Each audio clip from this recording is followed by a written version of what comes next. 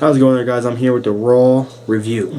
Now, tonight Raw came from Manchester, England. Shout out to them. The crowd was fucking great. Okay? Made Raw what it was. Great Raw. I can say, after those 2 weeks of fuck-ups, they have proved to me an okay show. It's cool.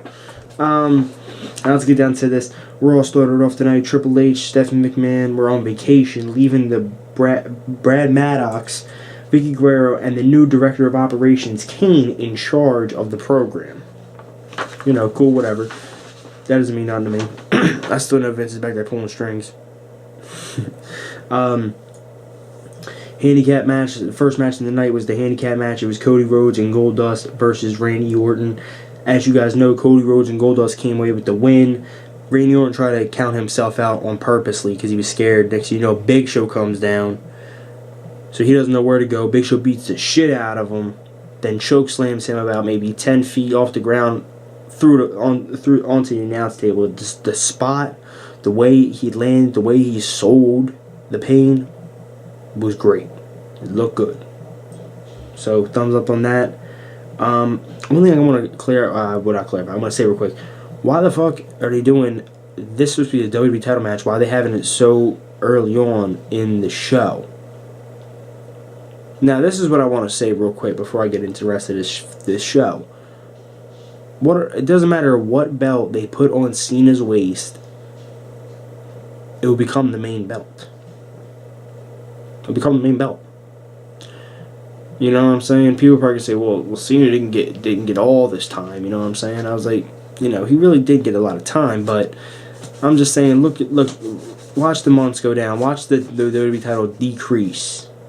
It's, you know, just watch. Just like it did when Punk had it, and Cena didn't go for it for like a whole fucking year or whatever the hell that shit was. Fucking sucks, dude. No, the second match of the night was the Los Mendos or Los Primos, whatever the hell the damn name is. I don't know. I forget their damn name. The little bull guy and all that. And Santino Marella defeated the 3MB. Yeah, no one gives a shit about that motherfucking shit. That shit was whatever, you know. Then you had Damian Sandow versus Kofi Kingston. Sandow won with "You're Welcome" after tripping up Kingston on a springboard attempt, you know. 1 second. My bad, guys. My fucking cat was crying and my mom's sleeping across the hall and I'm trying to get this video done. My bad. I had to stop that real quick, but we're back. Okay.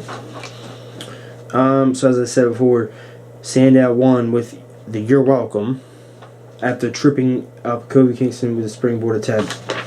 Alright, cool. That was cool. Now the fourth match, now you had the Intercontinental Championship match. Curtis Axel, the Intercontinental Champion, versus Dolph Ziggler for the belt. Curtis Axel comes out with the win. It's cool.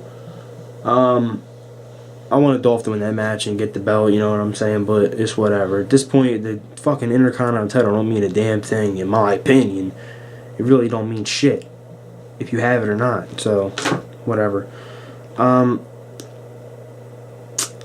Tatana Tonka, I don't know what the hell her name is, Tatank, whatever, versus Nikki Bella. She won with a Superfly Splash. That match was quick as fuck. Now this is the match I liked. Fandango, I don't really like Fandango, you know, I think that I don't like about that motherfucker, but Fandango versus Tyson Kidd. It was good to see Tyson Kidd back on TV. The only upsetting part is the only reason he's back on TV is because Total Divas. It's fucked up. So if Total Divas never came back, I bet you that motherfucker never would have been back on the damn TV set. Especially Raw. That motherfucker would have been on SmackDown Main Event or even NXT. That's what he would have been on. And I think he's a great wrestler, dude. He could be marketed great if Vince actually wanted to do it, but he, you know, he don't want to market any one of these guys. He's a fucking asshole. You know, whatever, fuck him. Tyson Kidd, Fandango was extremely popular with the British crowd because the dumb fuck came out there with the, you know, with the British, with the flag, wherever it was, trying to get over like hell, you know, doing that shit. and he pinned Tyson Kidd by a roll up. Whatever. Match was alright, you know.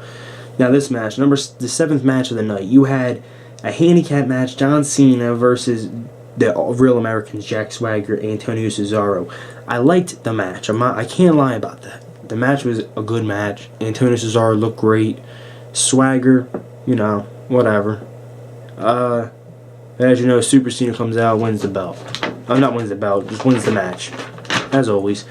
And then after the match, you had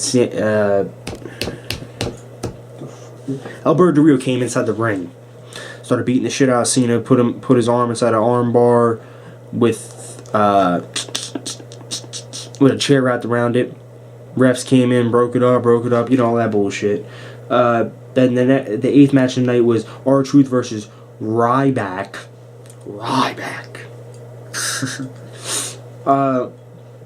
And R-Truth won. Excuse me, I'm about to sneeze. I'm trying not to. Ryback went for the meat hook clothesline, but Truth was able to roll his ass up to get a motherfucking 3 on him. You know what I'm saying? So, fuck him. Whatever about that match. That was just a sideshow match. Then you had Del Rio versus Big E Langston. Del Rio won by submission with his cross arm breaker. All I gotta say is that match was some good shit. The match wasn't good, you know what I'm saying? But I know I just said good shit, but I didn't get to say what I wanted to say. The match was good, but it wasn't. The best part of it was the crowd. The crowd was behind Big E Langston so damn hard. Now, this is all I'm gonna say before I do anything else. I still think Daniel Bryan should become the WWE champion at a fucking point, okay? But later on, maybe in a year, 2 years from now, I would love to see Big E Langston as WWE champion. He'd be the first African American, the first black male to ever hold the WWE title. Yeah, we know you have Booker T with the world title, yeah. Big E Langston is getting over, dude. I don't give a fuck what Vince thinks, oh, I can't market him or whatever. That's some fucking bullshit. Give him the belt. That's the way I see it. I don't want to see him with the world title. I want him to see with the WWE title. The real fucking shit. Okay, now 10th match of the night. First started off with, you have Paul Heyman saying, I'm getting vengeance on these guys. Yada, yada, yada. CM Punk comes out, beats the shit out of his ass with a kendo stick. Peels that motherfucker's wig back. Throws him out the damn ring. Then you got a handicap match, which was CM Punk and Daniel Bryan, my man, versus the Shield. Went to a no contest. Punk and Ambrose. Punk had Ambrose in the Anaconda Vice when the Wyatt family interrupted. This led to a brief showdown between the Shield and the Wyatts. Man, this shit was fucking, oh my god, yo. It was like, they were sitting there like this, and everyone's like, let him go, because he was trying to hold him back, and then they started going out, and everyone's like, oh. Now, how many people were getting wild in there, man, because people were wanting to see that, and that was like some shit. Now, that proves right there, if you got a fucking tag team that just came here like not even long ago, and they're more over than Cena or any one of these, more over than Randy Orton, more over than Big Show, more over than Cena, you got a problem. You're fucking up. They're not even main eventers. And then before the Shield and after they had the Shield and Wyatt's, before they realized they had common enemies in Bryan and Punk, the fight was 6-on-1 until the Usos, Cody Rhodes, and Goldust made the save.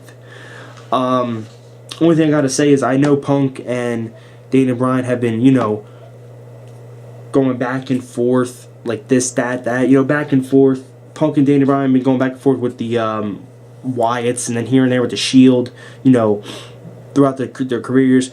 And then the Usos and all that. But if they're going to have this 6-man tag match at SummerSlam, they should have booked it tonight. Fuck tonight. They should have booked it a week ago, 2 weeks ago.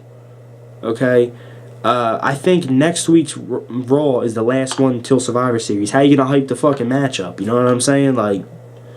So, I think we'll have to wait till SmackDown. I'm looking at the previews right now of the title matches so far for Survivor Series. You got Randy Orton versus Big Show, and you got John Cena versus Alberto Del Rio for the world title. 2 matches on the card. So I bet you on Friday Night SmackDown, which I don't watch, so Tuesday I'm going to read the spoilers. If I find out any other matches, I'll be like, okay, cool. I believe that there's going to be some matches added to the card Friday Night SmackDown. Trust me. That's about it, guys. Comment below on your thoughts. Sub to this channel for wrestling reviews. All that good fucking shit. DVD reviews. Whatever you guys want, I will give. Okay? Comment with your thoughts on Raw. What was your favorite moment? Did you like it? Did you not like it? Whatever. Leave me feedback. And if you want to sub, it's right here. And then if you want to sub again, it's going to be right after we get out of here. Peace. Sub.